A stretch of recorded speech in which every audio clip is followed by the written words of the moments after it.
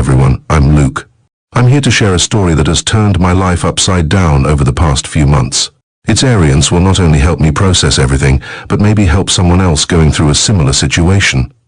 My 6-year-old daughter, Emily, who is the light of my life.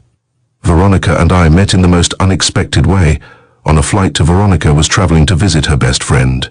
We were seated next to each other, and what started as casual small tea flight. By the time we landed, I felt like I had known her forever. She had this magnetic personality that drew everyone in. AE were inseparable. I fell head over heels for her and thought I was the luckiest guy in the world when she agreed to S and downs like any couple, but nothing major. Veronica was always the social butterfly, while I was more of the Hom-S friend, Nadine. Nadine was a few years older than Veronica, but they got along like best friends. Nadine had been AR, kind of second mother to Veronica. Things started to feel off a few months ago. Veronica began acting strangely, more secretive with her phone. Staying first, I brushed it off as her just needing some space or dealing with stress from her job, but as the weeks went on, Veronica came home particularly late from one of her supposed girls' nights. She smelled different, like a mix of ALCT. She snapped at me, saying she was tired and didn't want to talk. That was completely out of character for her. Vero Ange was alarming. My suspicions grew stronger. I started noticing little things, like how she would get defensive if I casually picked up I tried to tell myself that I was being paranoid, that Veronica would never do something so awful. But the nagging everything. I had come home early from work, hoping to surprise Veronica and maybe spend some quality time told your name, but there was no answer. That's when I heard a muffled voice coming from upstairs. My heart started pounding. I'll never forget what I saw when I opened our bedroom door. There, on our bed, was Veronica with Nadine. They were saint when they finally realized I was standing there. Veronica's face turned as white as a sheet. She scrambled to cove CK in defiance. I felt like the ground had been pulled out from under me. My mind was racing, trying to process WR. This was with someone who had been a family friend for decades. Someone I trusted. Veronica tried to explain. Boo, she said it was a one-time thing, that it didn't mean anything. But I could see the truth in her eyes. This wasn't the theme. I walked out of the room feeling numb. My world had shattered in an instant, and I didn't know how to pick betrayal go unanswered. That's how my journey began, and there's so much more to tell. After discovering Veronica confront her, but I needed some time to process everything. I left the house that day and drove around aimlessly. I ended up at a park, sitting on a bench and staring into space. My mind was a whirlwind of anger, sadness, and confronting Emily and how this would affect her.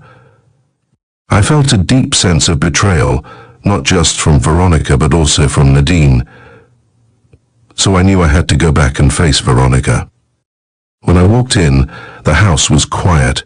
Veronica was sitting on the couch, ked up at me, and I could see the fear in her eyes. Luke, please let me explain, she started. I sat down across from here. Explain. What is there to explain, Veronica? I saw everything. It was a mistake, she said, her voice trembling. I don't repeated, incredulous. You don't just end up in bed with someone. Especially not Nadine. Veronica wiped away a tearfully. Nadine was there for me, and things just got out of hand. Lost and confused, I asked, my anger rising. So you even realize how messed up that is? She looked down at her hands, unable to meet my gaze. I'm sorry, Luke. I know Pepen. I shook my head, feeling a mix of anger and sorrow. Sorry isn't going to fix this, Veronica. You've broken my trust. And islands for a while, the weight of the situation hanging heavy in the air. Finally, Veronica spoke up again. I want to try to rebuild what we've lost. I'll do anything. I looked at her, searching for any sign of sincerity. Anything? I asked. She CT with Nadine. Whatever it takes. I wanted to believe her. I wanted to believe that we could somehow salvage my mind. I knew that moving forward would be incredibly difficult, if not impossible. I need some time to think, I said finally. I see S streaming down her face. I understand. Take all the time you need. I'll be here, waiting. I left the house again, need-wanted, not just for myself, but for Emily as well. This wasn't just about me anymore. It was about our family. Our few was still reeling from the betrayal. I knew deep down that our marriage was over. There was no coming back from W, but instead of telling Veronica outright that I wanted to break up, I decided to bide my time. I was angry and her me. She had said she would do anything to make things right, so I was going to put that to the test. When I got back as willing to try and mend our relationship, to give it one more shot. The relief on her face was palpable, and she clung Uke, she said, her voice filled with desperation. I'll do anything to make this right. All right, I said, my mind already woe, but you need to prove it. I need to see that you're serious about making amends. She nodded eagerly. I will. Just tell NG on our relationship. We went to therapy sessions, spent more time together, and even started planning a weekend. Finally, I came up with the perfect assignment. I wanted her to feel humiliated and regretful, to experience some. After a particularly intense therapy session, I sat her down. Veronica, I said, keeping my tone serious. I've thought of D to fixing our marriage. She looked at me, hopeful and eager. Anything, Luke. Just tell me. I want you to write a letter, I began, to all our friend did it, and how it has affected our marriage. I want you to be brutally honest. No sugarcoating. Her eyes widened in SE. I want them to know the truth. It's the least you can do after what you've done. She looked down, her face pale. Okay, write it. You're going to type it, print it out, and hand-deliver it to everyone, and I want you to read it aloud to them. W, her eyes filled with tears. Luke, please. Isn't that a bit too much? I shook my head. No, it's not. This is about a counter F. You can't do this, then there's no hope for us. She reluctantly agreed, and over the next week, she painstakingly wrote detailing her affair with Nadine and how it had destroyed our trust. When she finished, she printed out multiple copy G, her face our friends and family. Reading aloud the letter of her infidelity was both heartbreaking and satisfying. I saw O get through each reading.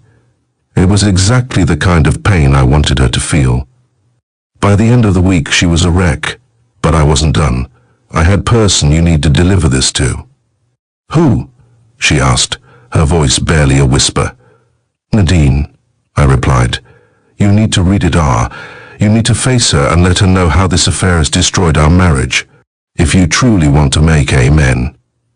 We drove to Nadine's house and I watched as Veronica shakily delivered the final letter. My revenge was complete. Veronica had experienced the hum as time to end this charade and move on with my life. After Veronica delivered that last letter to Nadine, I felt a strand head. It was time to confront Veronica with my true intentions and begin the process of moving forward. That evening in living room, she looked exhausted, both physically and emotionally. I could see the toll this had taken on her, but Veronica, I began taking a deep breath. There's something I need to tell you.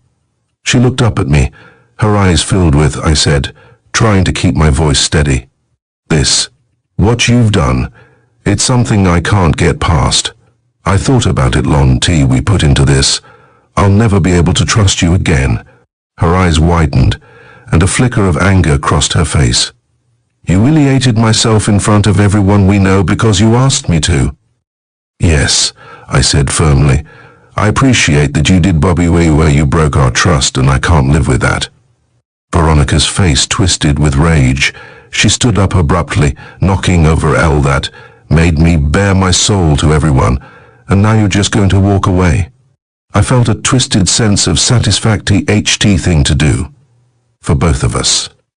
This marriage is over, Veronica. She let out a scream of frustration and grabbed a plate to pieces, the sound echoing through the house. You think you can just leave me like this? After I did everything you did this to yourself, Veronica. You made your choices, and now you have to live with the consequences. I won't be, Veronica, calm down. This isn't helping. She grabbed another plate and smashed it, tears of anger streaming down Luke. You've taken everything from me.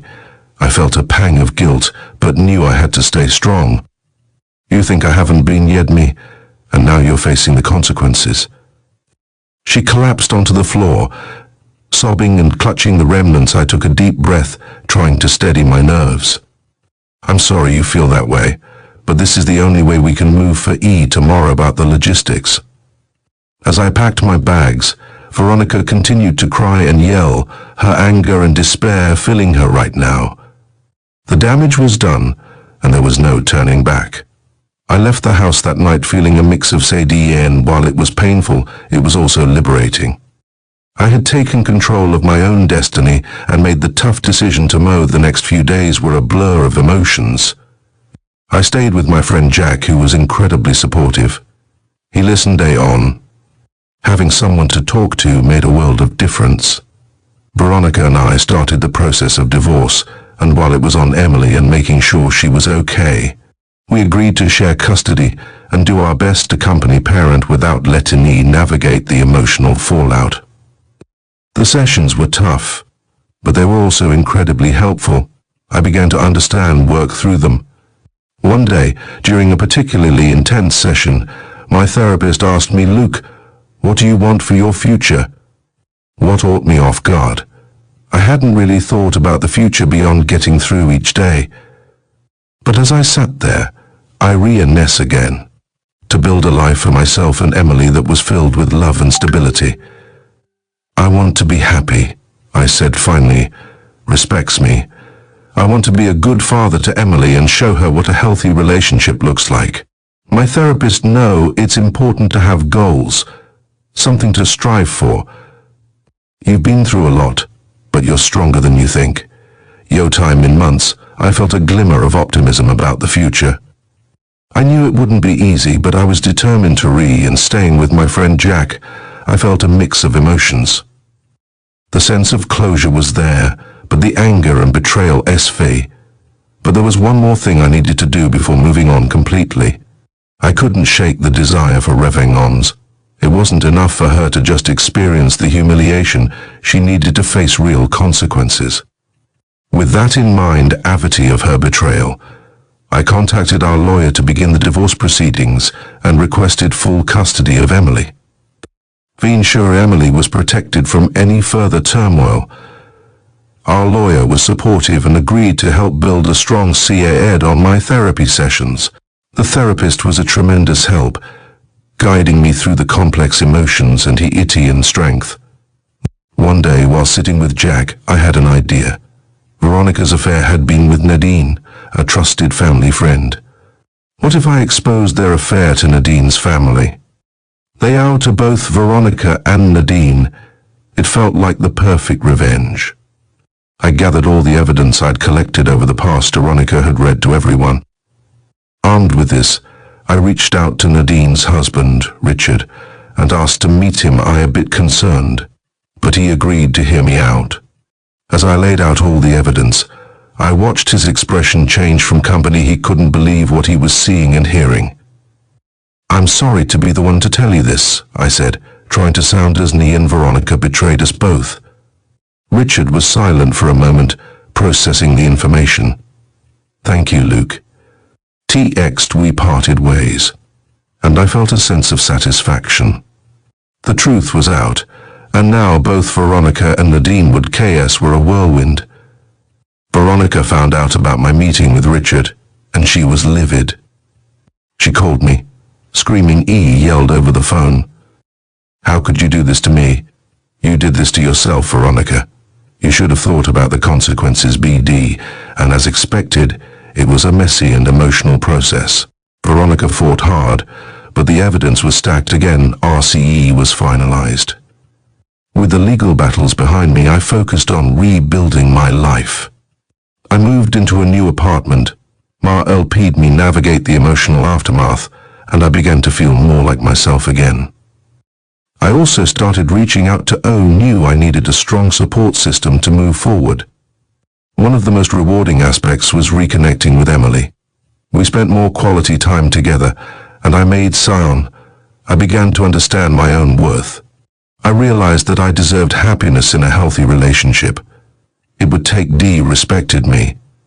After finalizing the divorce and gaining full custody of Emily, I felt a mixture of relief and determination, yielding my life was just beginning. One of my first steps was creating a new routine for Emily and myself. I wanted an apartment in a family-friendly neighborhood with a good school nearby. It took a few weeks to settle in, but soon enough, our new home started to feel like a safe haven. Emily was prison for. She adapted well to the new environment, and I made sure to spend as much quality time with her as possible. Nights. It was important to me that she felt the stability and love that she deserved. Work was another area where I taken a toll on my professional life. I'd taken some time off to deal with the personal crisis, but now I needed to refocus to my role. It felt good to dive back into work, providing a sense of normalcy and purpose. Despite the progress, I still had was a deep wound, and healing would take time. My therapy sessions continued to be a cornerstone of my recovery and gain a better understanding of myself. One particular session stands out. My therapist, Dr. Thompson, asked me trauma. It's important to acknowledge your feelings and be kind to yourself during this process. I nodded. It's hard, Dr. Thompson. I keep replaying everything in my head, wondering what I could have done differently. She leaned forward, her expression gentle but firm. There's no point in blaming yourself. People make their own choice to heal and build a better future for yourself and Emily. Those words resonated with me.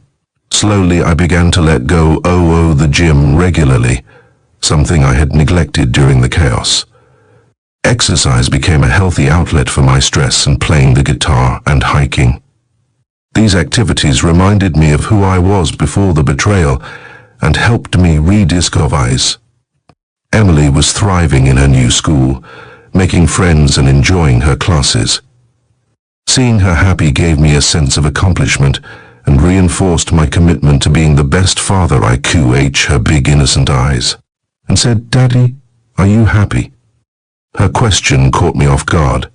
I paused for a moment. Getting happier every day because of you." She smiled, seemingly satisfied with my answer, and continued eating. The positive aspects of my life. I had a beautiful daughter who loved me, a supportive friend in Jack, and a path forward. It wasn't about finding someone to replace Veronica. It was about opening myself up to new possibilities. I approached my past and taking things slow. It was a daunting process, but it also brought a sense of excitement and hope. Teacher helped me navigate the complexities of dating post-divorce, and I learned to set healthy boundaries and communicate and resilience. One evening, after a particularly good date with someone I had met online, I sat down with my guitar. Flowed effortlessly. And for the first time in a long while, I felt a sense of peace. It was in that moment I realized I was truly on the path to healing. I matched with a woman named Rachel. She was Our first date was at a cozy coffee shop. I was nervous, but Rachel's warm smile and easygoing nature quickly put our childhoods. It felt natural, and I found myself laughing and enjoying her company. Over the next few weeks, RACNG to know each other and building a connection. She knew about my past and was incredibly understanding. It was and all. One weekend, I decided it was time for Rachel to meet Emily. It was a big step, and I wanted to make sure it was the yet respectful about meeting my daughter. We planned a casual outing to the park, hoping to make the introduce arc. Emily was her usual energetic self, running around and playing. I introduced her to Rachel, and they hit it off EMD on the swings, fed the ducks, and even built a sandcastle together. Seeing them interact so well filled me with a sense blending a new relationship with fatherhood was going to be a delicate balance. I needed to make sure Emily always felt loved and secure, while also giving myself the space to explore this new chap, and I sat on the couch talking. She looked at me with those kind eyes and said, "Luke, I want you to know that I'm her knee step at a time with you." Her words meant the world to me. For the first time in a long while, I felt like I could envy Emily. It wasn't just about finding a new partner. It was about finding someone who could be a positive influence in B. Despite the progress, there were still challenges. Dating as a single dad meant juggling responsibilities, and finding Tim and I had to leave Emily with a babysitter. Or when I felt torn between my role as a father and my desire to build a relet-eke at work, I felt overwhelmed. I was trying to manage everything and felt like I was failing. Rachel noticed and sug hard. At first I hesitated, worried about leaving Emily, but Rachel assured me it would be good for both of us. We are ND. They adored her, and she loved spending time with them. With Emily in good hands, Rachel and I set off for the MLUUs, and time away from the daily grind helped me reset. During a quiet moment by the campfire, Rachel took my H yourself. "Emily is lucky to have you, and so am I." Her words resonated with me. I realized that it was okay to take Tim icing my own happiness. It was about finding balance and creating a life where both Emily and I could thrive. Returnee this new chapter. I continued to work on myself through therapy, setting healthy boundaries, and communicating openly with both RAC evening as Emily and I were having dinner. She looked up at me with her big, innocent eyes and said, "Daddy, I like Ra. I'm glad you like her, sweetie. She makes me happy, just like you do." As we settled into our new normal, I felt a sense determined to create a happy and healthy life for Emily and myself. Rachel became an integral part of that life, and to ility. After everything that happened with Veronica, I've come to realize that healing isn't a linear process. There were days betrayal felt unbearable, but through it all, I've grown stronger and more resilient. Emily has been my anchor through purpose and joy that nothing else can match. She's adjusted well to our new life, and seeing her happy reassures MT part of our lives. Her kindness, patience, and love have helped me heal in ways I never thought possible. She's shown beautiful healing force. Together we've created a blended family that's full of love and support. Co-parenting with Veronica has had its chore. We've both moved on and are focused on providing a stable environment for our daughter. It's not always easy, but one of the biggest lessons I've learned through this experience is the importance of self-care and self-compassion. It only holds you back. By taking care of myself and seeking therapy, I've been able to move forward and build a life thought I'd never get through this. But here I am, stronger and more determined than ever. If there's one piece of advice I can offer to anyone going therapy, lean on your support system. And remember that you deserve happiness and love. Life is unpredictable, and some challenges also offer opportunities for growth and transformation. I've emerged from this experience with a deeper you, and Emily and I are looking forward to the adventures ahead. Whether it's weekend trips, movie nights, or simply spending laughter and stability for both of us. As for Rachel, I'm excited to see where our relationship will go. She's been a source of strength and joy, and I'm grateful that's bright and full of possibilities. Remember, no matter how dark things might seem, there's always a light to rebuild and start anew. You deserve happiness, and it's out there waiting for you. Take care, everyone. And thank